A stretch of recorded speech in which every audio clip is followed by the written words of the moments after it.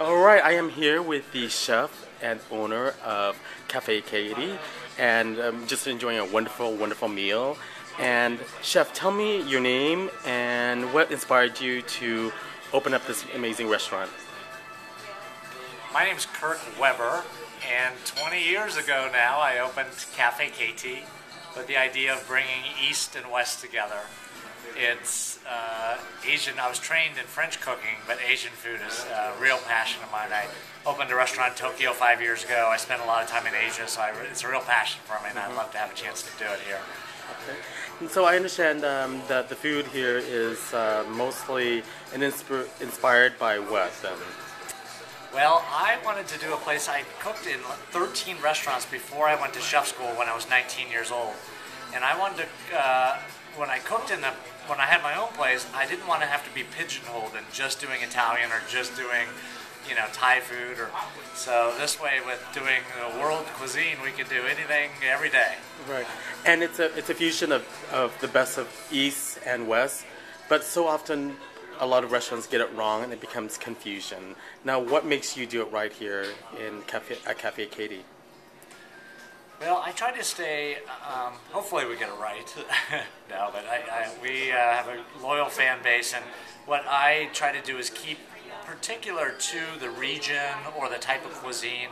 I try not to marry too many cultures on one plate. It just becomes so confusing. Mm-hmm.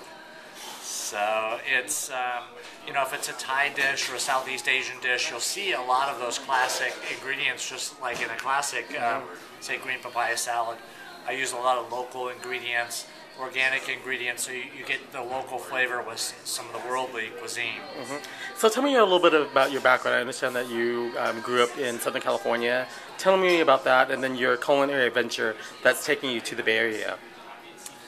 Well, it was so exciting moving up here because Orange County at the time, I say, was a culinary void, and unfortunately it's gotten a lot better, but at the time there wasn't much food there.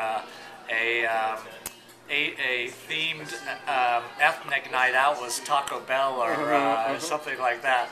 Right. So when I moved here, the amazing ethnic cuisines, I had never really spent any time in San Francisco, and it was like going to another world for me, and tasting all these flavors and all the thousands of restaurants here with different ethnic cuisines. It was very inspiring. Right.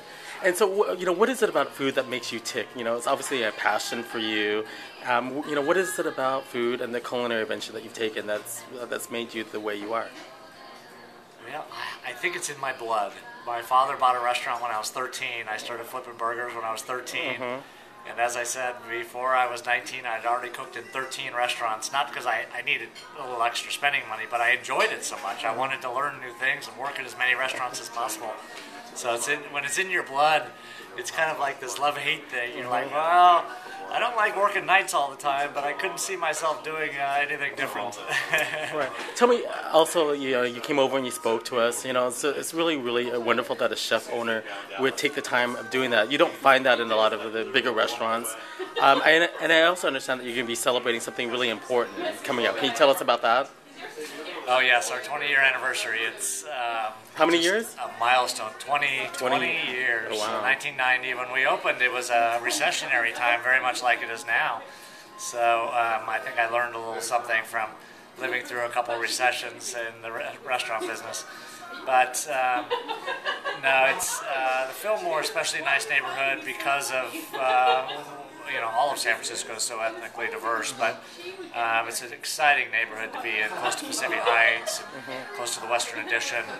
So happy to be here. I forget your other question. Yeah, that's all right. As far as the last question is, what would you recommend to people that are wanting to go into the culinary field? What's the one lesson that you would have done differently that you can impart upon them? Well, I think the one thing that kids have to do is, it's very glamorous and it's very exciting for the first few years, but if they can get in and get a job and see if they really like the industry, some kids get into it and, rise up through the ranks pretty quickly as managers and stuff, but they, after about 10 years, they realize how hard it really is and it burns them out. So, get a job and try it out. All right. Well, thank you so much, and congratulations on the huge milestone, and thank you so much for the delicious food.